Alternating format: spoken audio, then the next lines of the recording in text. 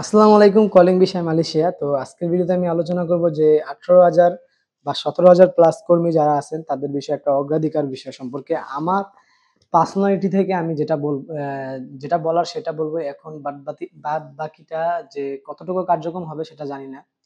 তো মালয়েশিয়ার high commissioner এবং প্রবাস কল্যাণ মন্ত্রণালয় বা জনশক্তি কর্মসংস্থান ব্যুরোর কাছে আমার একটাই আবেদন, যারা 18,000 কর্মী আছে, তো তাদের বা 17,000 প্লাস যারা শ্রমিক আছেন, যারা মালয়েশিয়াতে আসতে পারেন নাই, তাদের বিষয়ে এখন বর্তমানে ঐরকম কোনো আপডেট আসতেছে না।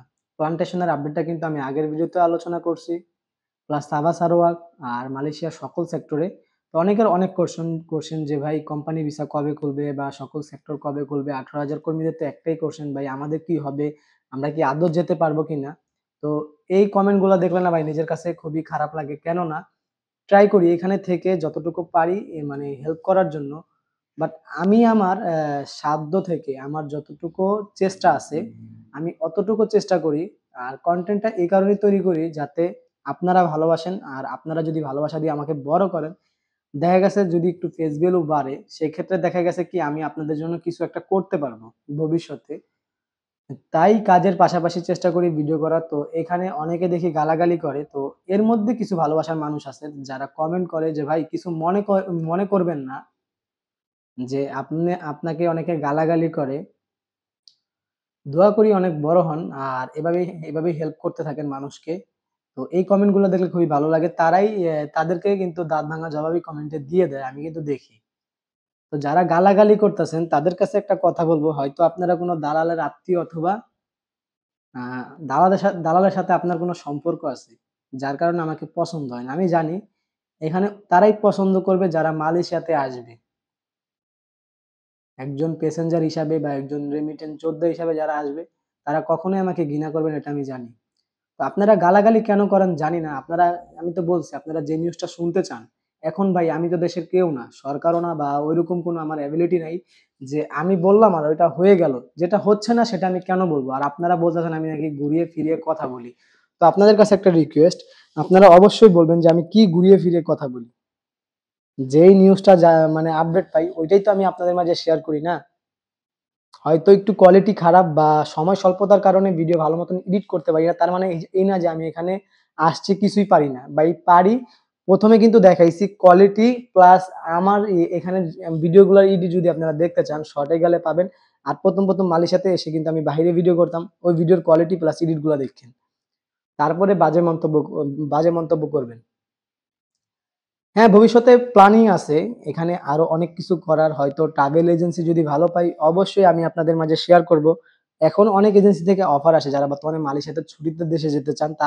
তো অনেক এজেন্সি আমাকে বলে যে ভাই টিকেটের যদি কোনো মানে মালয়েশিয়াতে যারা আছে তারা যদি দেশে যেতে চায়, আপনার চ্যানেলের মাধ্যমে যদি কেউ আসে, অবশ্যই আমরা ডিসকাউন্ট দিব। বাট আমি ঐরকম ভাবে আমি তাদের নামগুলা বা তাদের যে এজেন্সির নামগুলো ওইটা আমি আমার ডিসক্রিপশন বক্সে বা আমি নিজের মুখ থেকে শেয়ার করি না এই কারণে, একটা জিনিস কি, আমি তাদেরকেই শেয়ার করব যারা মানুষের জন্য কিছু করতে পারবে। যেসব রিক্রুটিং এজেন্সি আছে যারা ভালো ভিসা দিতে পারবে, আমি তাদের জন্যই করব।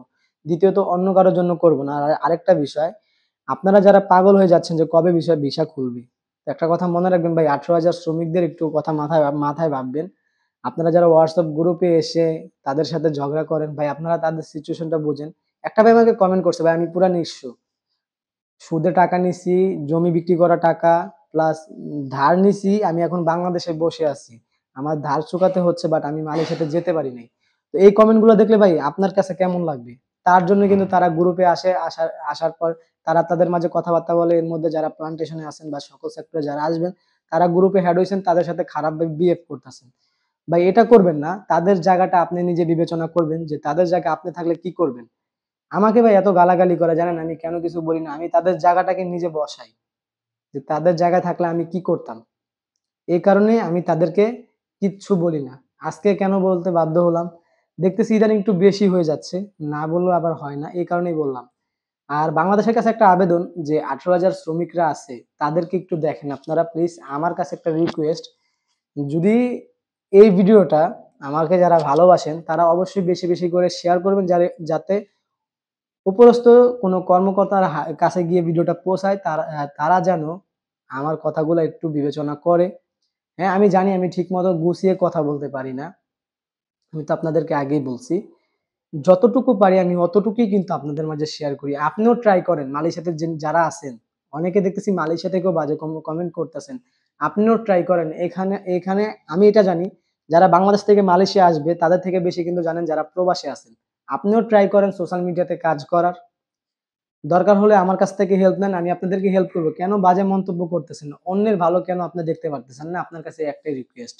প্লিজ বাজে মন্তব্য করবেন না। আপনাদের কাছে হাত জোড় করে আমি আপনাদেরকে রিকোয়েস্ট করতেছি। কারণ অনেকে আমাকে চাচ্ছে, আপনাদের বাজে কমেন্টের কারণে চাই না আমি হারিয়ে যাই। আর যে ভালোবাসা পাইতেছি ইদারিং রেগুলার ভিডিও আপলোড করার মাধ্যমে, এতেই বোঝা যাইতেছে যে আমি এখানে থাকবো কি না থাকবো। আমি চেষ্টা করব ভালো কিছু করার। আমি আমার জায়গা থেকে আমার যতটুকু ক্ষমতা আছে আমি মানুষকে হেল্প করে যাব। এরপর ৩য় কোনো ব্যক্তি, সবাই হয়তো বুঝতে পারতেছেন ৩য় ব্যক্তি কারা।